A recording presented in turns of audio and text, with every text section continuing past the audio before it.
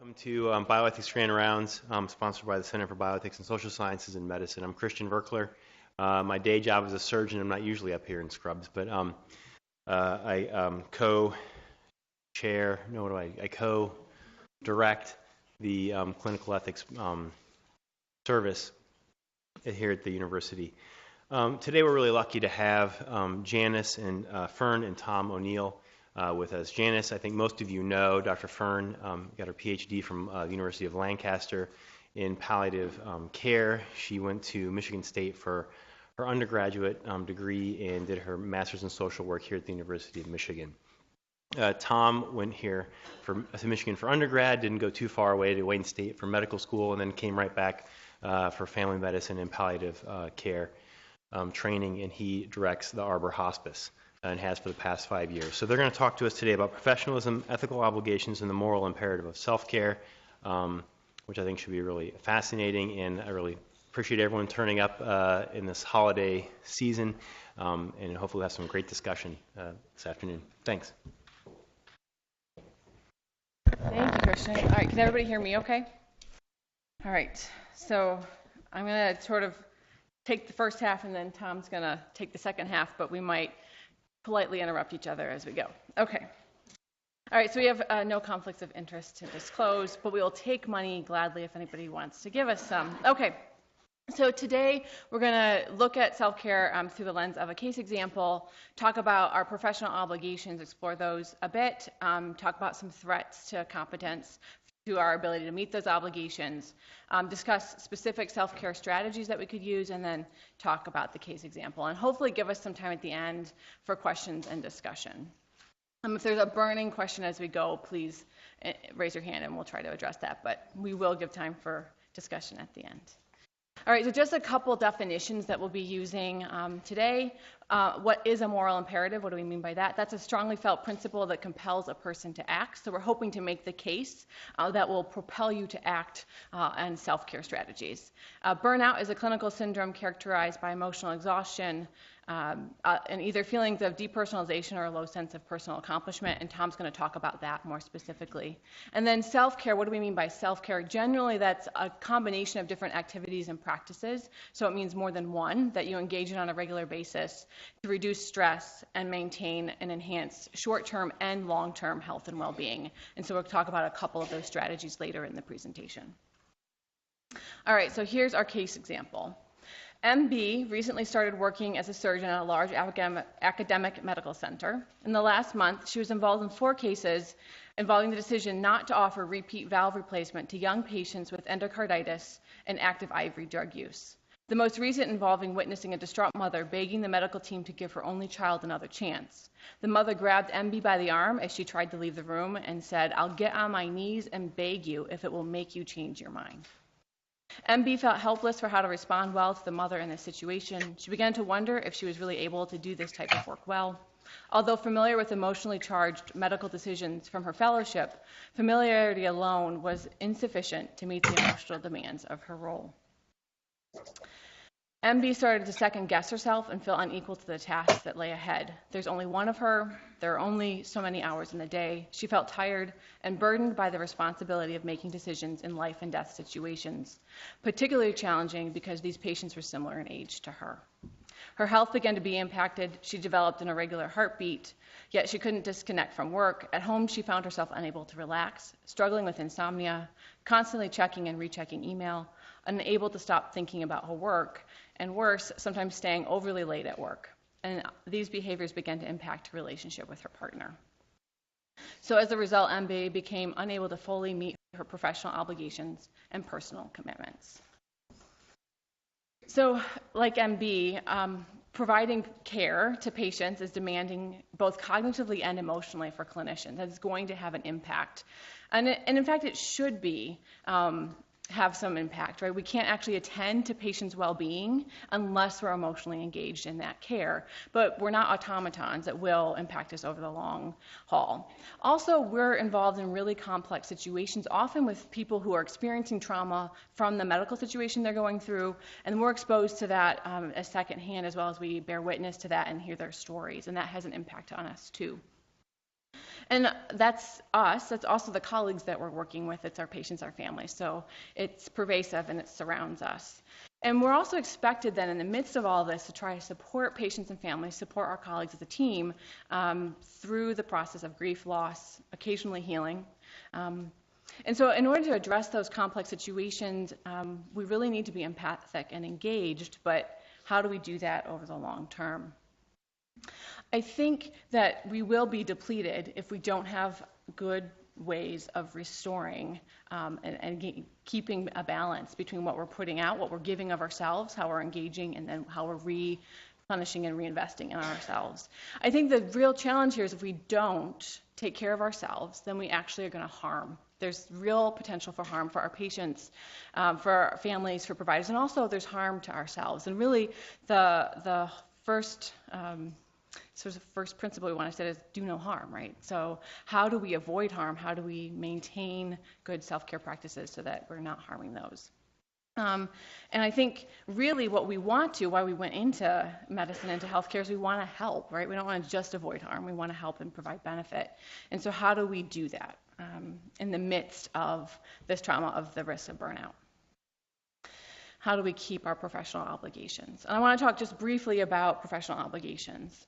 So these are set by individual professions. So we each have our code of ethics. I'm a social worker by training. Tom's a physician. There's different codes of ethics. So in principle, they have a lot of similarities, but in practice, they might look a little bit different. But there's some societal expectations as well. And really, the idea of being a professional is making a vow, taking an oath often to serve for the good of others. And so that's our primary our goal and our aim. So how do we keep doing that over the long term? And to break it down a little bit more, professionals also have obligations, of course, to our employer, right? I have certain things within my role that I'm expected to do and accomplish. We want to manage resources appropriately, all sorts of different things, right? To patients, right, to benefit them, to not harm them. We also have an obligation to be competent, right? To know what is like the upcoming and new cutting-edge treatments, to be able to provide those, to stay up on the clinical knowledge if we're providing clinical care.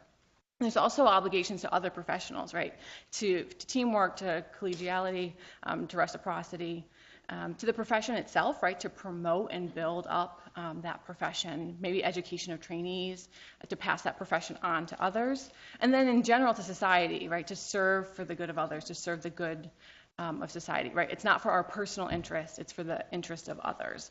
And I added self here. I think our codes of ethics often talk about competence, but they don't really break it down into what do we do for ourselves to maintain competence, the risk to us if we're burnt out. So I think, and I'm making an argument that we have an obligation, a professional obligation for self-care here. Yes, Ed? Yeah, I'm going to say self would be personal relationships, personal commitments, things outside of, right? But it's beyond, we won't be good in our professional. We're not separate people at work or here, right? We are the same person. It's the same life. I always laugh when we talk about work-life balance because it's like all of it is my life, and how do I do that? So I think some of the strategies Tom's going to talk about are things that we have to do at work and at home, right? Because we're everywhere. We're not just one place. Hopefully we actually go home, right? The MB was having a problem doing that. All right, so those are general. I'm just thinking about MB specifically. I actually, the CVC has some great missions and values on their website. And they talk about being a premier center, creating an understanding of cardiovascular disease across the lifespan through multidisciplinary collaboration between clinicians and scientists to achieve superior, compassionate patient and family-centered care, innovative science and discovery, excellence in education, and they break that down into further things. So this is an interprofessional approach to trying to achieve these mission and these values. But I think about our professional obligations applied in this way, but also how difficult it's going to be to provide that compassionate care, to be innovative if we are burnt out, if we have lost our edge, if we're not taking good care of ourselves. So switching from there, I want to make a little stronger case for this obligation to self-care and then talk about some ways I think a lack of self-care puts us at risk for not being able to meet our professional obligations. Not just at risk, but actually makes it impossible to meet our professional obligations. So I think the setting that we work in is sort of set up to make it almost impossible to pause for reflection, to find place to do that. The stream just keeps on going and we go with it. One case ends, we're on to the next case.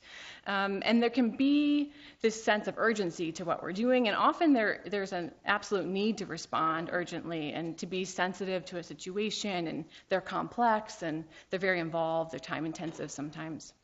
And we can be taught from the beginning, to put the patient before our own interests. I think as helpers, we often do that. And sometimes we can even, I think we have to flip the script a little bit, think about asking for help is a bad thing when we think about doing it ourselves. And so I really want to challenge, what does it mean to ask for help, to step back and to pause?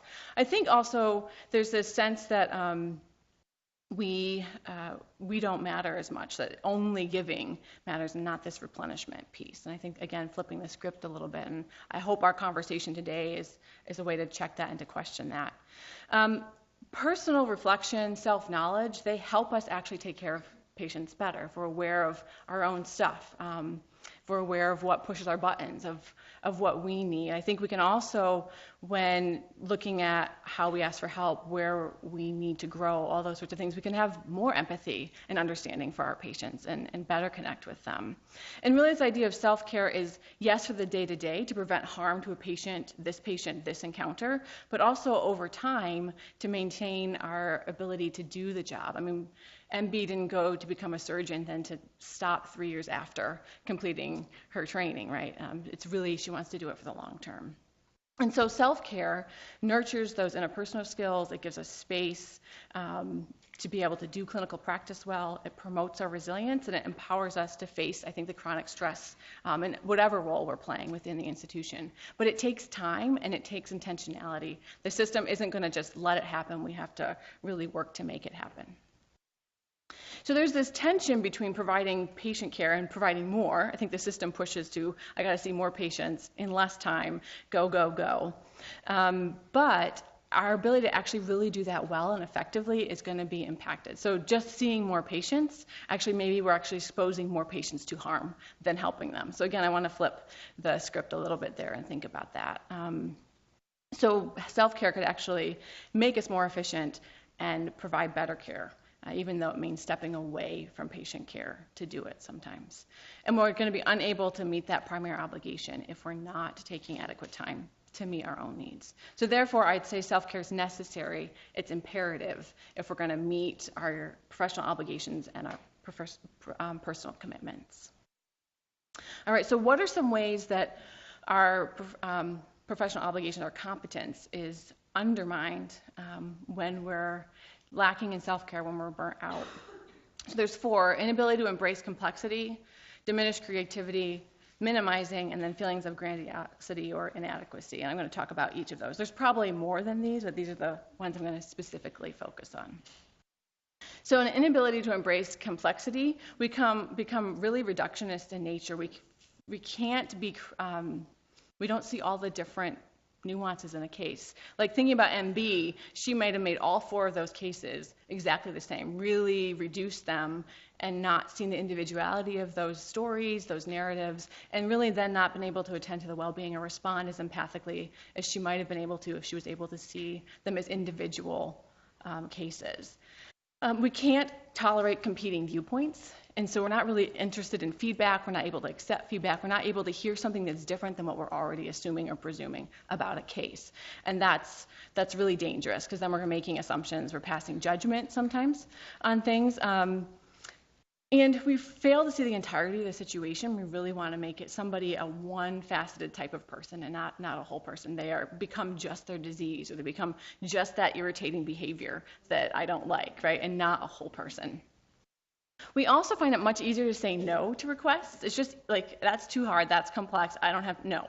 And just shut down things instead of really engaging in conversation and trying to understand what's going on in this problem and what I might have to contribute.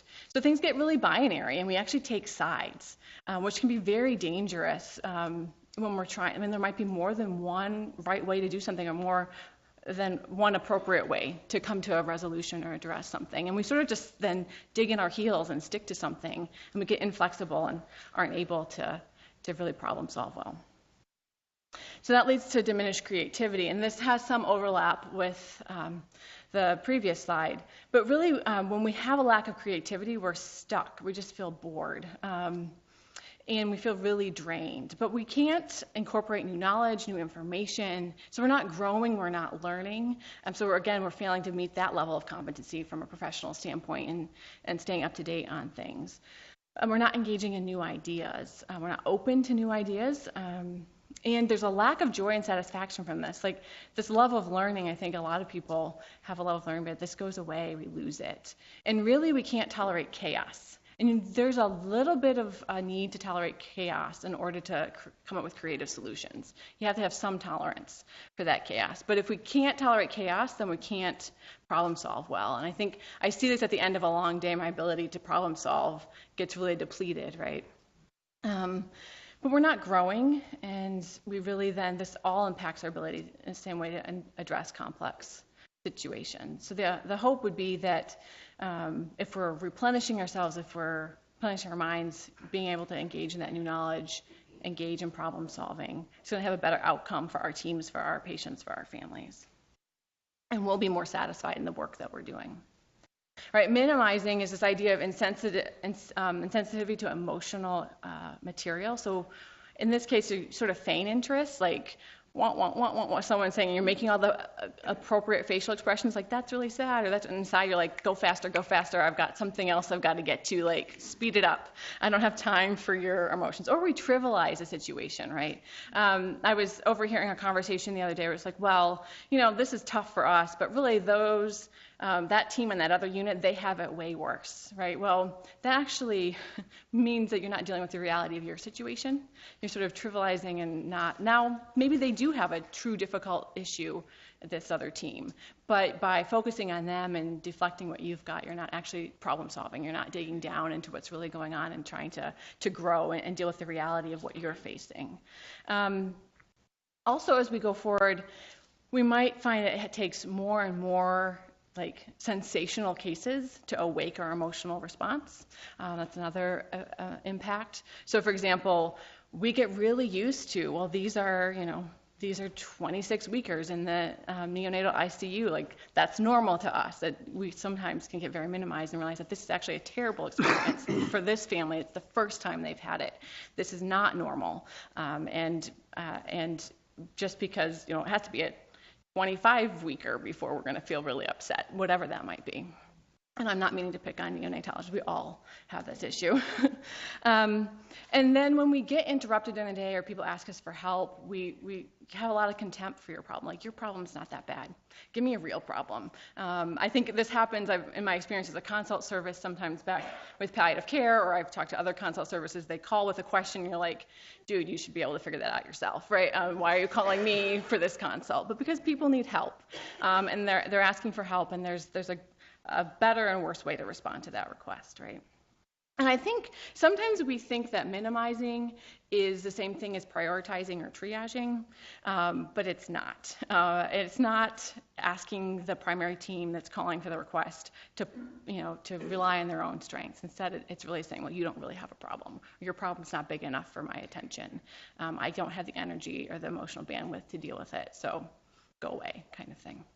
And this, you can see, is very damaging to team relationships. It's very damaging to patient outcomes. It's damaging as well to our own satisfaction because we're not having meaningful, engaging relationships with folks as a result of this. And we can't problem solve because we've minimized the issue. And then the last piece I want to talk about is grandiosity or inadequacy. And I think they can be flip sides of the same coin.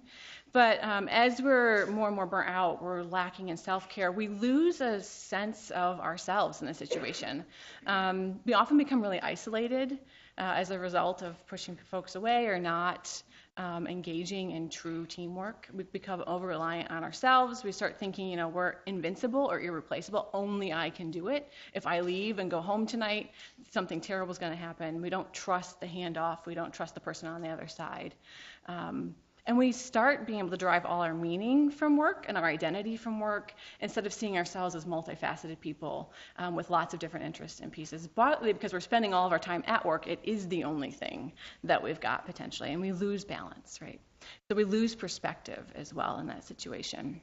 And the flip side of that is sometimes with overwhelming like patient care, number of consults in a day, number of clinic visits, it just seems so overwhelming that we start thinking nothing I do matters. I'm going to work here all day, and I'm going to come back and do it tomorrow, and there'll be no difference, no change. And the work I do isn't valuable, or I don't feel valued. This decreased sense of personal accomplishment as a result of it. No matter what I do, I just don't get ahead, and it's the same thing every day, right? And so this is a loss of perspective in the opposite way. We do have something to offer, and we need to claim that and be aware of it. Yes, there's limitations both to what we can provide, and we do have ends, and we reach them, but being reflective about what we actually truly do have to offer, what difference we can make is really important.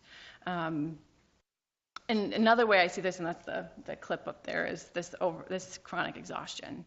Whether you are feeling this sense of grandiosity, it's all, I have to do it all, only I can do it, because I am the best at it, or whatever that might be, that's going to lead to chronic exhaustion. Or the flip side, this burnt out sort of feeling of no matter what I do, I'm slogging along.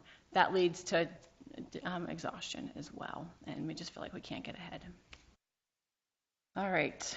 So 4 ways. Now is everyone feeling like, Tom hopefully is going to pick us back up, so we can all leave here feeling good and ready to go back to the rest of our day. But as you can see, there's a lot of different harms that could come to patients as a lack of self-care. There's harms that could come to our personal relationships, to our personal lives. MB was having problems with her partner, insomnia, heart issues. There can get really complex if we're not paying good attention to our own needs and taking care of ourselves. So I'd argue that self-care is necessary to effectively and successfully meet our professional obligations and personal commitments, that a lack of self-care contributes to incompetence and can lead to burnout, and self-care, therefore, is essential for maintaining competence in clinical practice.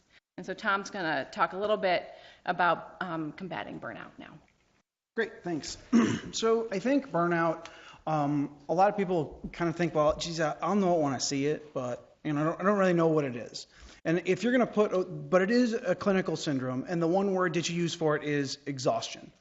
It's exhaustion, which is necessary but not sufficient. Then you either have a sense of depersonalization, which comes across as cynicism generally, or a sense of low personal accomplishment. And what's actually really interesting in the burnout literature is that men and women experience burnout differently. And God bless men, we do not experience a lack of personal accomplishment. We are awesome, right? Like, we are so good. We're exhausted and we're cynical, but man, I'm the best at what I do. And women, by and large, they experience that lack of personal accomplishment even more so, but they don't have that sense of depersonalization or cynicism. And take MB as your case example. She was exhausted and she felt like she wasn't doing well at her job. She did a fellowship and she felt like she wasn't meeting the needs of her patients. And so it's interesting that even this burnout syndrome, men and women still experience it a little bit differently. The other thing is that I think up until now, a lot of burnout was, oh, well, you're the problem. Like, the problem is you. You need to exercise, you need to do yoga, and you need to eat vegetables, and then you won't be burned out. And not really recognizing that burnout is the relationship between a person and their environment. And so there's a lot of environmental factors that go into play too, and that can be different for different people at different times. So this burnout syndrome results from the interaction between a person and their environment, and that's why taking a vacation isn't going to help. You go on vacation, you lay on the beach for 2 weeks, you come back and you're the same person doing the same job at the same place. Burnout will happen almost immediately. Sabbatical doesn't help either, right? Because now you've just taken 6 months and you come back as the same person to the same environment, trying to do the same work, and maybe it'll help for a couple of months, but then you're back to the slog. And so, and the greater the mismatch between the person and their environment, the greater the likelihood of the burnout. And that's why I really try and harp on learners when they're coming through, yes, it's cool to say that I'm a trauma surgeon. I love my trauma surgeon colleagues, and I really look up to them. And it's cool to say you're a trauma surgeon, but doing the work of a trauma surgeon takes a very particular skill set, and to do it successfully over time in an ICU also requires a certain skill set. And you have to make sure that the work you choose to do matches you as a person as well, which takes a little bit of introspection. So what are the signs and symptoms of burnout? Again, number one, overwhelming exhaustion. It's necessary but not sufficient. And then MB saw some of the physical symptoms as well, insomnia, palpitations, some GI manifestations as well. chronic headaches, and then all of these kind of physical ailments can start to lead to time off work, and now you're missing work, and that's affecting the bottom line. And so this is why burnout is a big problem. Other signs and symptoms: a feeling of disconnectedness from your colleagues, anger and irritability, decreased productivity, overall sense of work-life balance, and then that can continue to move on to substance abuse and some other pretty bad things as well. And I think that we as clinicians, one of the reasons I think that the burnout rates are generally between a third and a half, which is pretty bad, right? If a third to a half of you had diabetes, we would be putting metformin in the water, and we would have treadmills outside every patient room. But burnout is this thing, and we know it affects patient care, we know it affects the bottom line, but still it's not really talked about and addressed as openly, although it's getting better. But I think that one of the reasons why it affects us more so than teachers and more so than lawyers or more so than some other folks is we really identify with what we do. Right? I am a social worker. I am a nurse. I am a doctor. And when I can't do that job, I really feel bad about it. Because it's not Tom that's ineffective, it's Dr. O'Neill that's ineffective, and that's how I view who I am. And so then some of these things start to manifest as these signs and symptoms of burnout here. So, and as Janice alluded to, there's significant consequences to burnout, not the least of which is absenteeism, taking more time off work to attend to some of those physical ailments, but this can also lead to increased employee turnover, and then some of the other problems, chronic stress, depression, other mental health issues. And studies have shown that if you self-identify as being burned out on a chart review, you're more likely to make errors. So there's actually been studies done that if you meet criteria for burnout, your patient care is no longer as effective. And a third to a half of us are burned out at any given time.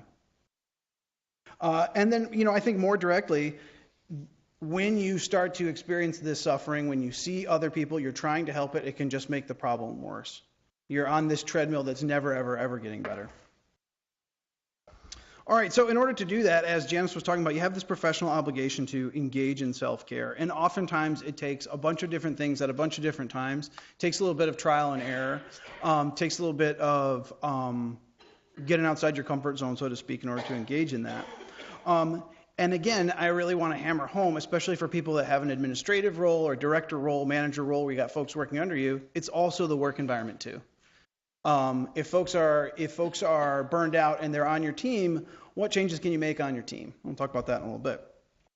So individual strategies, which I'll talk about: mindfulness, physical activity, and humor, and then some environmental factors, and these are just a couple: cultivating a sense of control, having supportive colleagues, and creating meaningful patient encounters. But before we start to talk about some of those things that we can address on the personal side, I think we should recognize that there's a lot of things that we did to make us successful that actually probably in the long term aren't that great.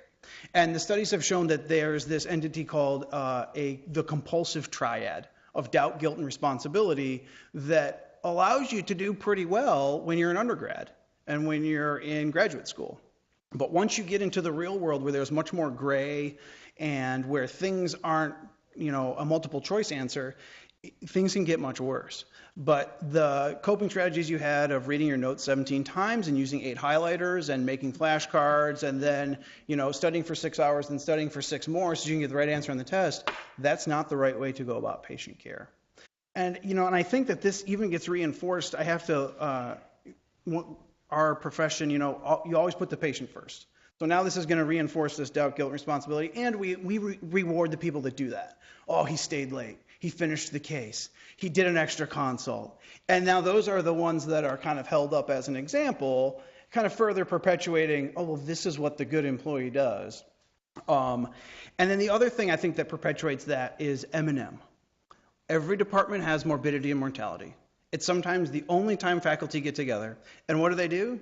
They talk about their mistakes in front of all their colleagues, and then they get second guessed, and, well, why did you do this, and why didn't you do that? And, that was a horrible outcome, and didn't you know that this paper existed, and why didn't you try this medicine?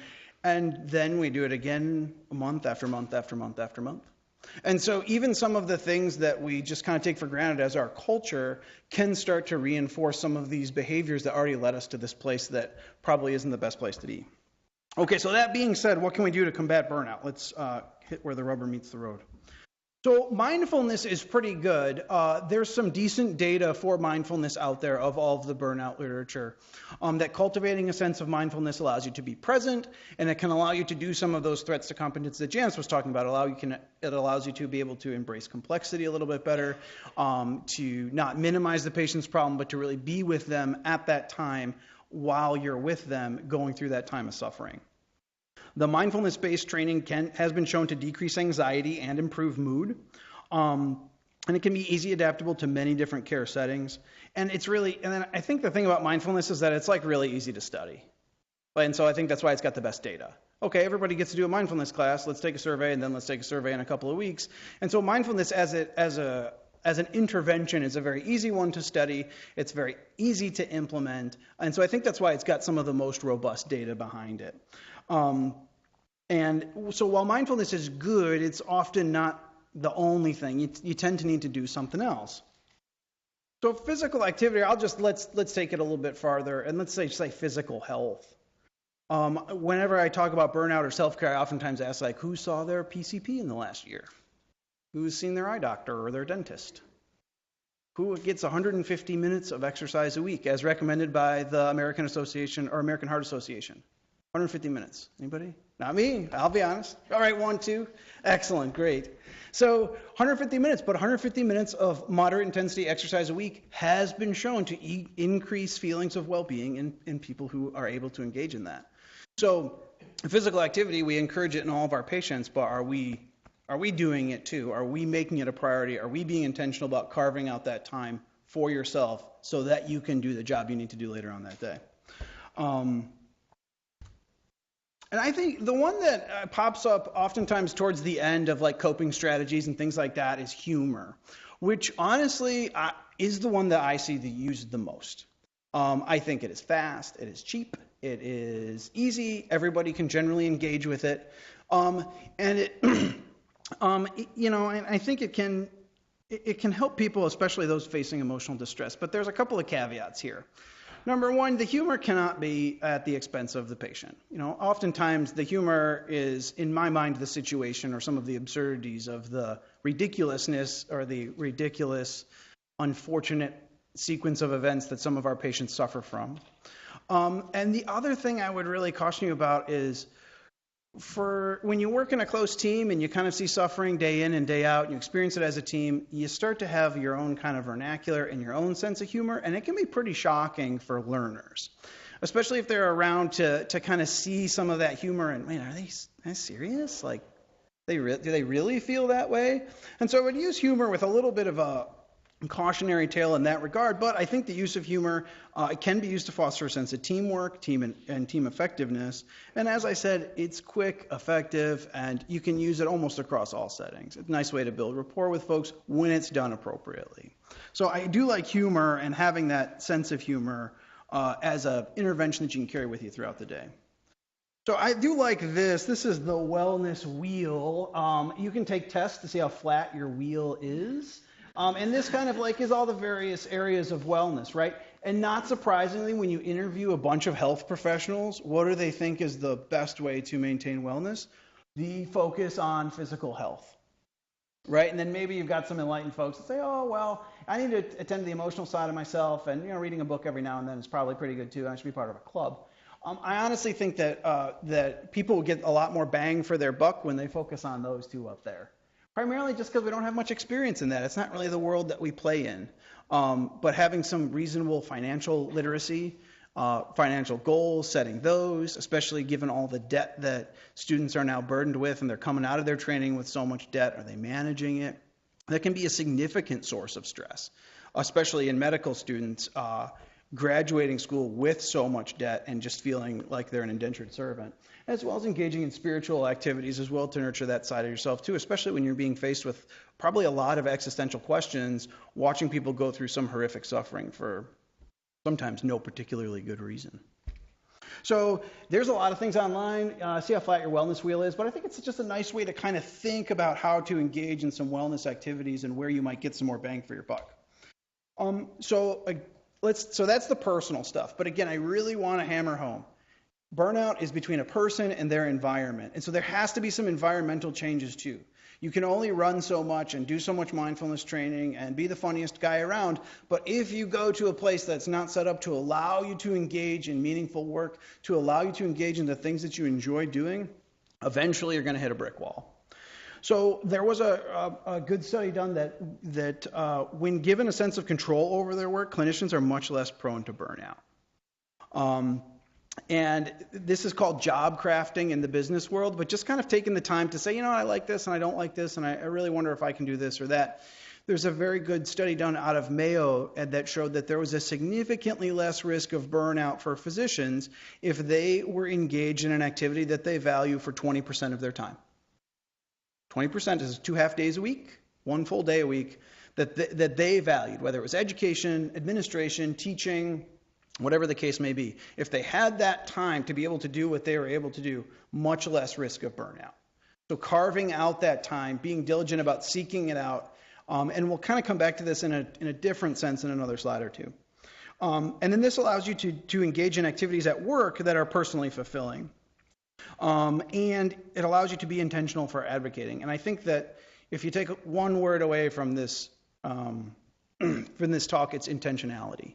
You have to be intentional about doing this because your boss isn't going to tell you to go exercise. Your boss isn't going to ask you, do you really want to work on this research project? Would you rather work on this research project or spend a couple more weeks on service? Those are questions that you have to ask yourself. Next is the support of colleagues. Colleagues who understand the complexities of the difficulties of your cases and who value self-care can be of great support. And these are colleagues that don't look askance at, you've got to leave 30 minutes early to pick up your kid, so who's going to do the note? Those are colleagues that say, go ahead, I'll take care of it. And also, these are the colleagues that can share the burden and responsibility of clinical work. Don't worry about that consult. I got this one. Don't worry about that patient. I'll go see this one. I think that the other one is taking this time to reflect on cases can be very helpful too. One of the nice parts about working at an academic center is that we kind of have to do it with our learners anyway. Like I'm kind of forced to do that when I give them feedback and we think about how things went. But debriefing them with colleagues can be of immense help as well. Oftentimes chaplains, nurses, social workers, physicians, everybody's coming at this patient from a different angle. And everybody walks out of that meeting with a different impression, and it's sometimes nice to hear what everyone else had to say. Personally, walking out of those meetings thinking to myself, gosh, I wish I would have done something to be able to, have the mom and the brother agree. And the social workers looked at me like, are you crazy? That's never going to happen. That was years and years of a problem. You can't fix that. So just having some perspective in terms of that, having supportive colleagues can help provide some much needed perspective. And then lastly, I think cultivating a way to have meaningful patient encounters. If we had time, I'd say take out a piece of paper, and I want you to spend 5 minutes writing about the most meaningful patient encounter you've had in the last week. Who was there? What did you do? Was it a procedure? Was there a learner? Was it in the hospital? Was it outpatient? Was it over the phone? And how did you feel afterwards?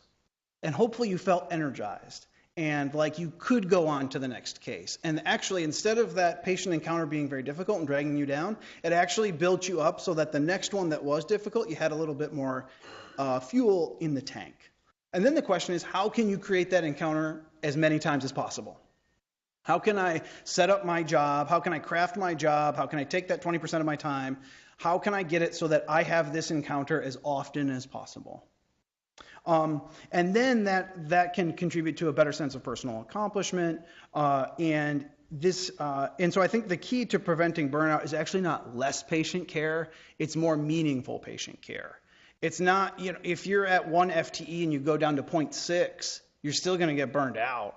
Like you need to have meaningful patient care, not less patient care, when it comes to having these meaningful encounters, because that's why we all got into this anyway, was to help people and to feel like you're making a difference and to feel like you're making a value. And so let's be intentional about creating that event as many times as we can. So these are some additional self-care strategies. I think learning how to set personal boundaries is really the toughest one. Like, how do you say no? The way that I say no to Janice is way different than the way I say no to my chair. And learning how to say no appropriately. And learning how to say, and the way that I say no to a medical student is different too. But learning how to say no, be comfortable saying no, setting those boundaries, having realistic expectations for yourself. But in a non-minimize, like really saying no and setting the boundary versus like no because I don't have the bandwidth to handle it because I'm burnt out versus no, that will burn me out and so I'm not going to do it. Yeah. So those are some other strategies. I'm not going to walk through them all. So I think that burnout can not be solved, but you can make a lot of headway with 2 questions. And this is your homework. When you're driving home tonight, you have 2 questions to ask yourself. The first one, what if you got $5 million tomorrow? What would you do? Pay off my house? Okay, good. $5 million is probably enough to live on. I'd quit my job. Okay, then what would you do? Well, I've always wanted to learn Spanish. I want to coach my son's soccer team. I want to spend more time at the church. I want to go visit my high school friend in California. Okay, that's my first month. Well, I think that those answers are the changes that you start to need to make in your personal life when you're starting to combat burnout. You're not going to get $5 million, but you clearly have an interest in coaching your son's soccer team. You don't have $5 million, but you clearly want to get more involved in that nonprofit. Well, maybe that for you is a good first step in trying to figure out what you need personally to do to prevent burnout. And then the second question is actually the exact opposite. What if you could never retire? Ever. Retirement is no longer an option. You never, ever get to retire. You're going to work until the day that you die. You're going to die here in this auditorium 30 years from now. Right? No, not right now. So what changes would you make?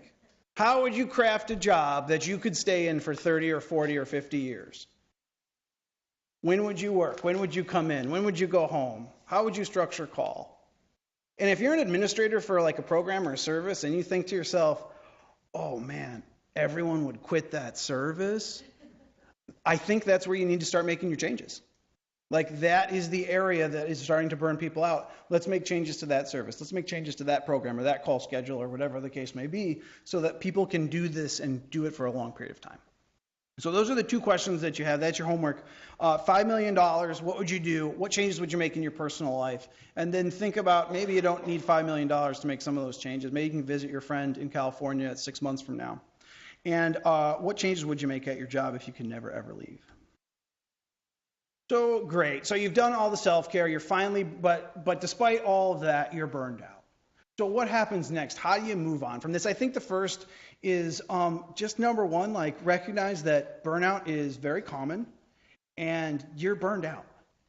And I think if nothing else, this should just normalize that burnout is experienced by a lot of clinicians day in and day out. And so you're not alone.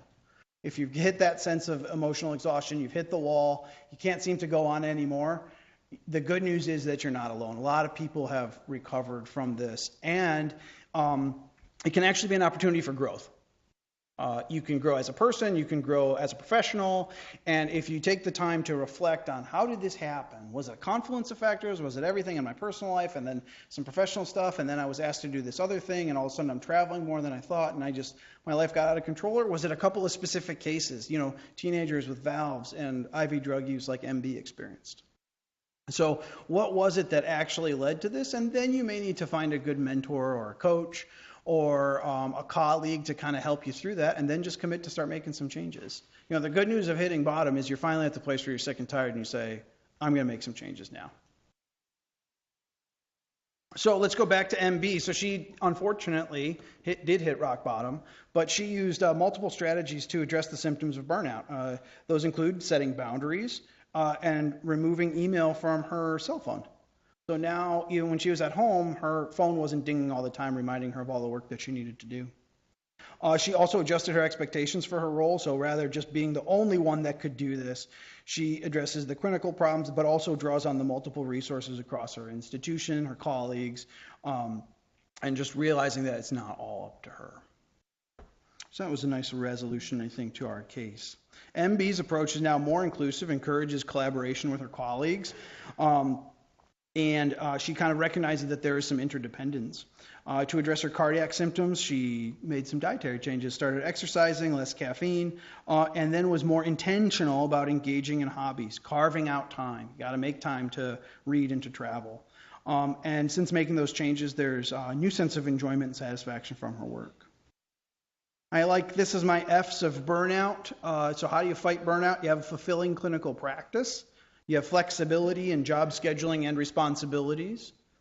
Friends and mentors, fitness and physical health, finances, faith, developing some sense of meaning, having fun for fun's sake, and as was mentioned earlier, making sure that you're intentional about family time, that you're there for your family as well as your job.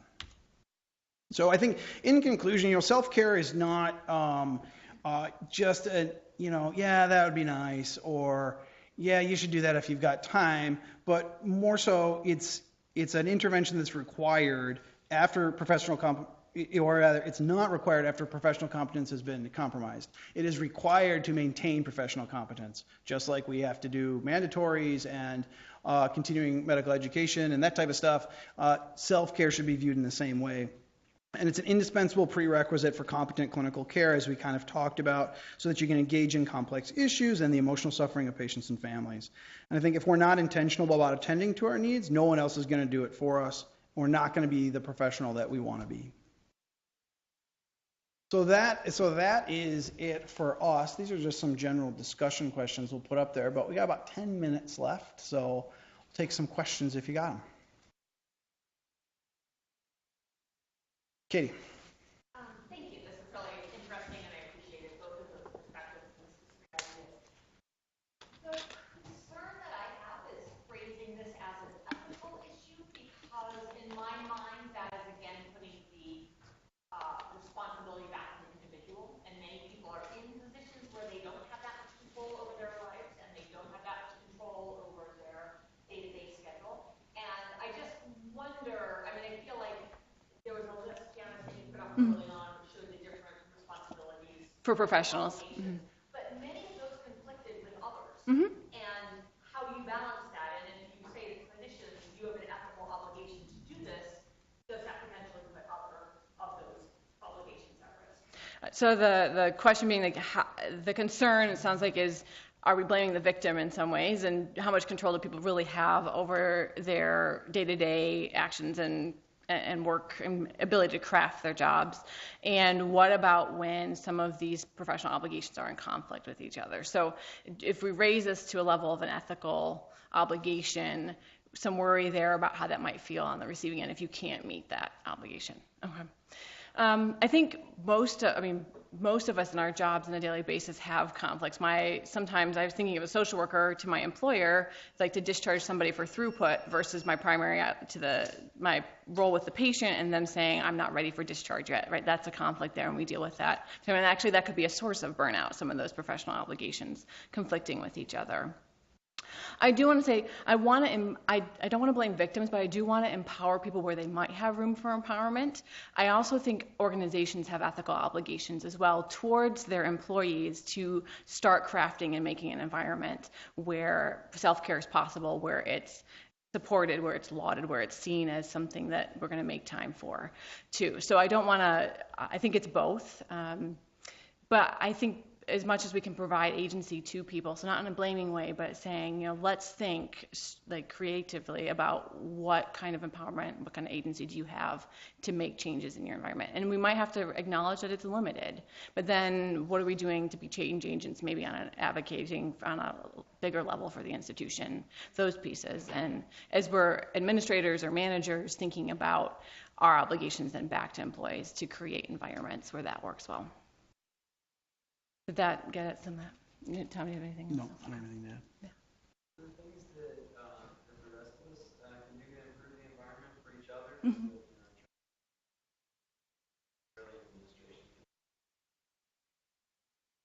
Yeah, I think some of it is, I was thinking, and working with nursing staff, like this idea that is it okay for me to leave the patient's bedside even for 5 minutes to do something, and making it this collegial sort of, I will be there for you so that you can leave. It's okay to step away. I'm going to take care of your patient. You're going to take care of my patient. We can both step away at different times. Those sorts of things, I think. The teamwork, sitting down and being reflective, being aware. I think so, as I've grown in awareness of what helps me be restored or what burns me out, I think I'm more aware of what is going on in my colleagues too. So being on the lookout for that and offering a lending ear, or as Tom was saying, can I take that case? I'll stay late today for that, or I'll do that note, or I'll go back and talk to that patient when I'm noticing that somebody else is having a difficult time. But then just being a listening ear, I think, and providing that space too. So sort of normalizing amongst each other that this is actually a skill that we think is very important and that it's okay to engage in self-care.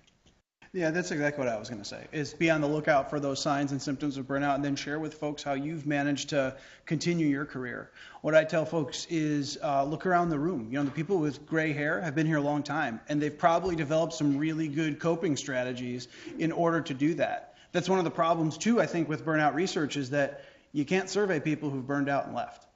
And so even the population that you have is already a selected population that is still there, and offering that advice, especially to learners, colleagues, when it's an appropriate time and place, I think is the way to start that process.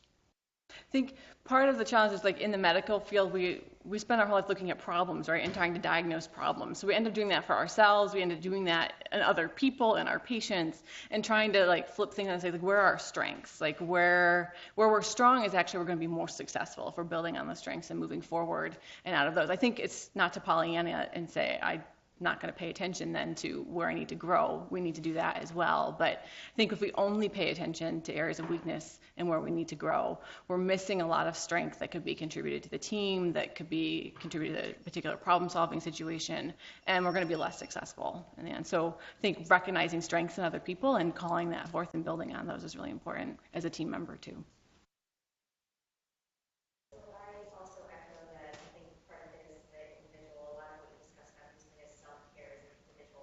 Mm-hmm.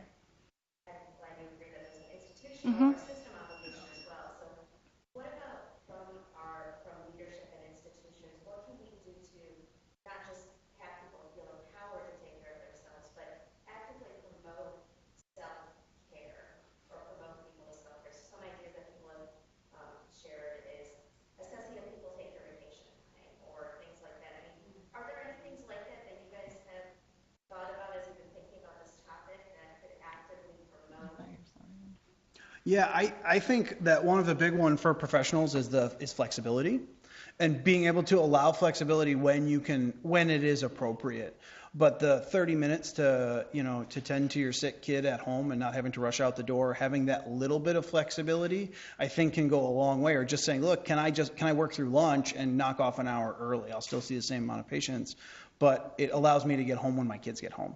And, being able to support that flexibility or find a way to build it in, I think is one way. Keeping track of vacation is another good way because it shows you if your employees are setting boundaries too, but then you can't force people to take vacation if they're not. So I think that's another, but taking vacation could be a barrier too.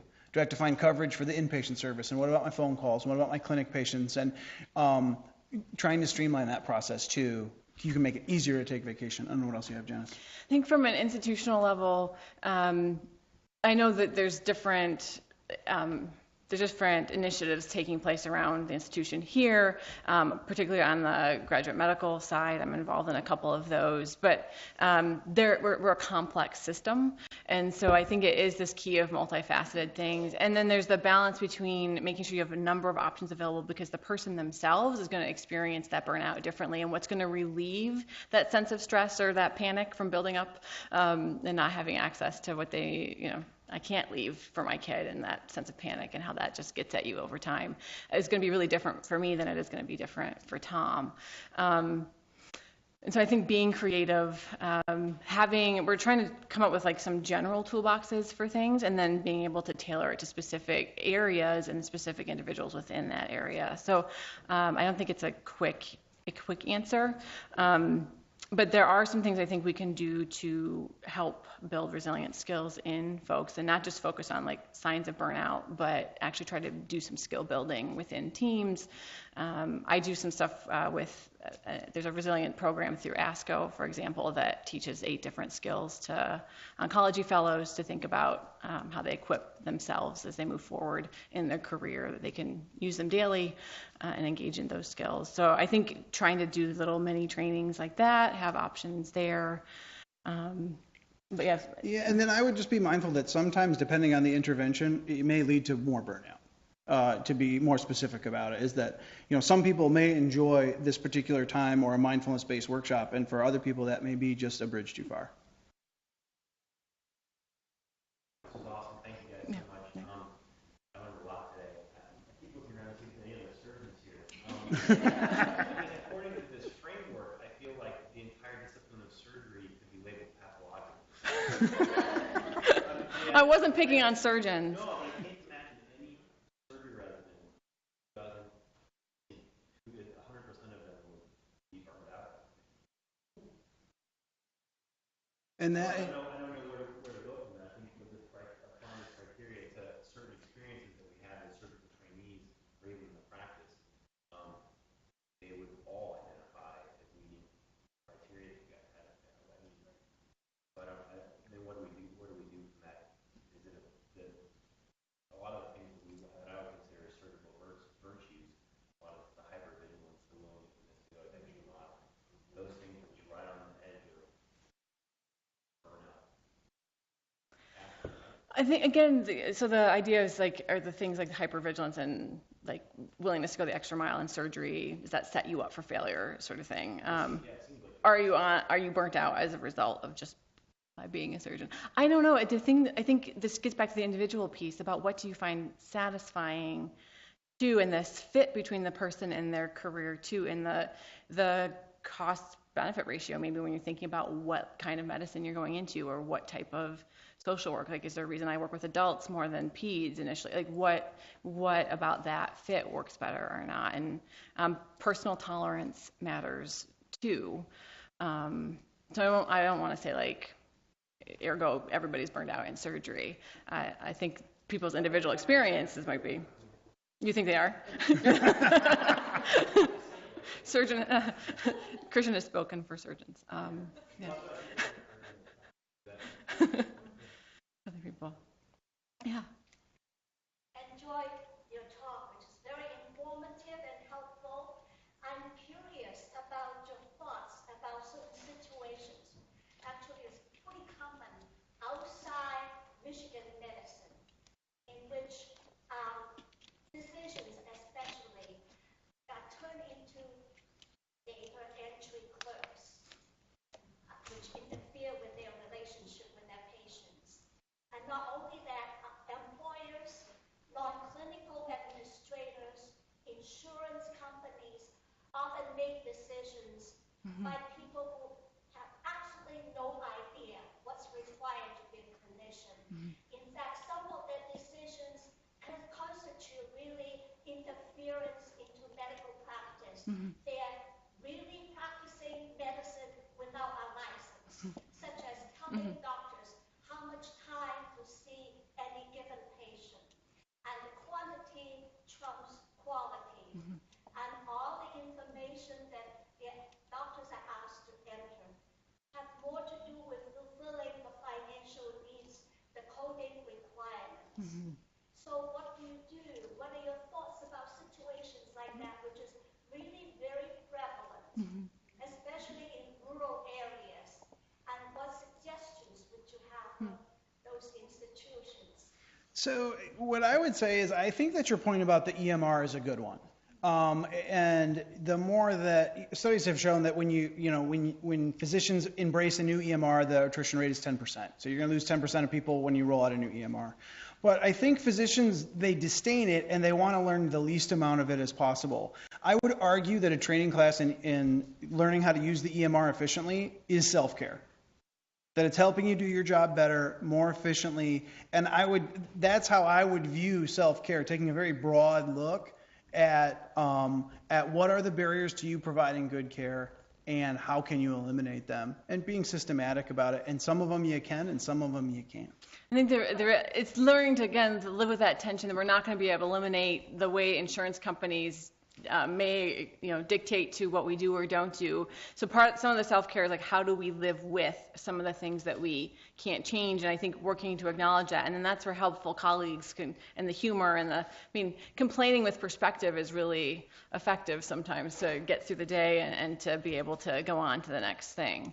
And we're conscious of time, so. Well, and going on what Janice said too, oftentimes when it's a rural physician, they're fairly isolated as well. They don't have as well developed of a network of support, both as colleagues and as well as other folks that support staff that you may have in a place like U of M. And there is a lot of pieces of the job that are not going to be as satisfying. And so I find it really interesting, though, that 20%, just 20% is enough of a buffer. I think about how can I get to 20%? Can I be creative with my boss, with my manager, to talk about how can I carve out 20%? That means 80% of the time I'm doing things maybe that I don't find as satisfying, but it's enough of a balance. So I'm not being able to practice to the fullest height of your clinical license is very frustrating. To do things that don't bring you satisfaction, like filling out long forms, those sorts of things are difficult. They're part of a lot of our jobs, so it's balancing the reality of that with then what can I do to that does give me joy and satisfaction, and how can I get a little bit of that, more of that into my day. All right. All right. Quickly just share that I've seen on the HR for healthy that the HR has resources for benefits and wellness for faculty and staff. So it's something they do offer training tools for people who don't know what to do. So Amy just brought up the resource of mHealthy, and they have a toolbox and options of resources on their site too. And I know that the medical school is trying to develop some, and we're working together across campus. mHealthy actually just hired somebody to be a director of wellness within there and try to help make a clearinghouse of options. So I think this is getting, different professions have maybe had this as prominence at different times, and I think it's across the board becoming important to everyone, which is great. So, all right, thank you. Thanks, everybody.